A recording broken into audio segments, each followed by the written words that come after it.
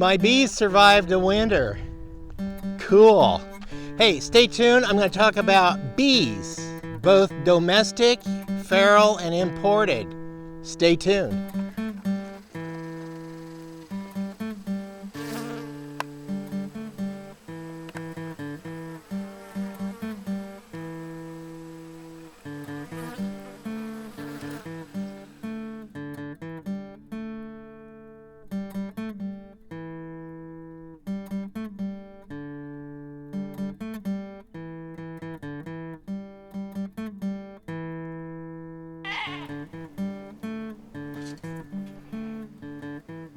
Welcome back to Pine Meadows Hobby Farm. I'm your host, Jerry Hansen. We're out in the bee yard today, working on the apiary.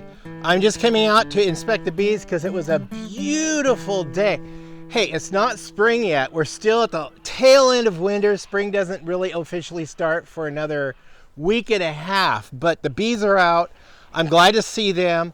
I'm feeding them now. Okay, as you can see, they've got the sugar water, but I make it really thick. Syrupy, and then we'll thin it down a little bit more as we get into warmer weather. This way they can turn it into the honey that they need to get their carbs. Also inside of the hives I placed pollen patties that I purchased from a local source, and that will help them grow the hive and make a lot of babies. So as far as I know, I have 2 empty hives. That hive on the end looks like the bees have been drinking because that's half empty. This one's half empty. So we got some bee activity, but I can take the strongest hive, and while the girls are feeding and also eating the pollen patties, the queen is going to be busy laying a lot of brood, and I'm hoping that I will find some queen cells in there that I can take some frames with queen cells on them and split the hive into those other 2 hives, so I'll end the year with 4 full hives. But wait a minute, I'm going to do a 5th hive. I'm going to place a 5th hive in the garden because my buddy loaned me his flow hive to try out and experiment with to figure out if I like it or not. My opinion is my opinion. I'm keeping it to myself until I find out firsthand if it's a good thing or whatever. I like the concept of the flow hive, but I don't know much about it until I actually get firsthand experience. So we're going to be doing that this summer, and I may end up just installing that hive in the orchard that I'll be planting. So the bees that I have in my apiary are called the Saskatchewan bees. These were a bee that were developed in Canada from a couple of other variety of bees that were actually imported from Europe. There's several variety of bees. The bigger bees, which we have, is the honeybees that we're accustomed to, are imported from overseas. Our native bee is actually a little tiny bee, quite a bit smaller, about half the size of a European bee like the Anatolian, the Russian black bee, the Italian bee. Those bees are a little bit bigger and they provide large amounts of honey, which we're accustomed to. But native, before those bees were brought over from Europe, we had native bees here, but they were smaller. But yes, they are pollinators just the same. I want to show you guys something. A few years ago, I planted in my garden some sunflower seeds that my daughter had given me. These are beautiful colors. I saved some seed out of them, and I'm going to be planting this variety again this year.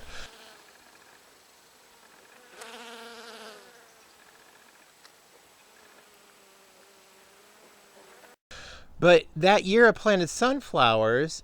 One sunny day I was out there and I was looking, and lo and behold, on one sunflower, what you see here is not only a bumblebee, which is a native, but you also see this larger bee is a honeybee. This is an imported Ferrel honeybee, or one of my domestic bees from one of my hives. Ferrel means it's a bee that was brought in and it's running around by itself. But Ferrel bee also is the little domestic bee that has been here since the beginning of time. And these little tiny bees you see here about half the size of the honeybee. Yeah, those are the native bees.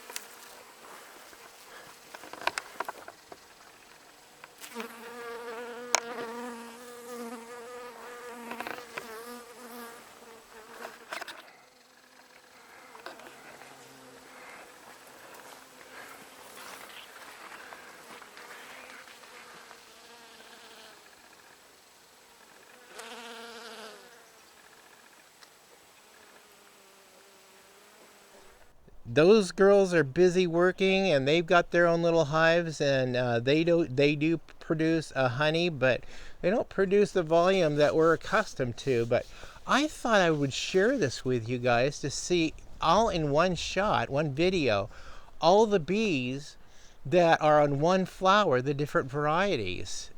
This is wonderful. Of course, there is other bees. There's the carpenter bee. There's other types of bees that are out there. But I thought this is interesting to have the honeybee, the native bee, and also the bumblebee.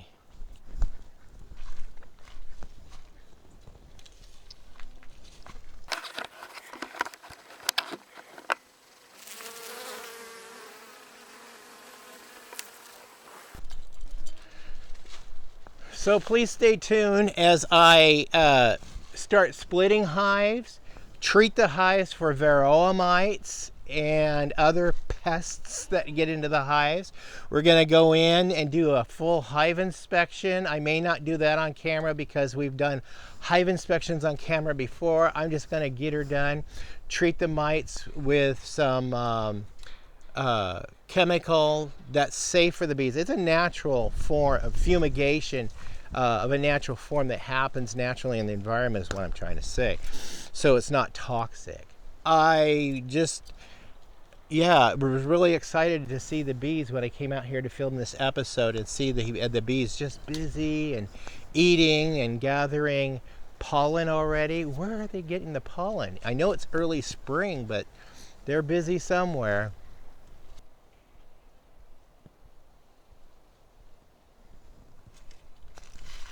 I'm your host, Jerry Hansen. This is Pine Meadows Hobby Farm in the bee yard, the apiary at Pine Meadows Hobby Farm. We're tucked high in the Cascade Mountains of the Pacific Northwest. Please stay tuned to new episodes. I've got all kinds of things going on. Give us a thumbs up, leave a comment, click that share button. Sharing our videos on your social media platforms helps us out. Also, if you would, click that bell icon and subscribe, and then that'll alert you to the new videos as I do upload them. Oh, always remember, be safe, and please, please, please be kind. We'll see you guys. Bye-bye.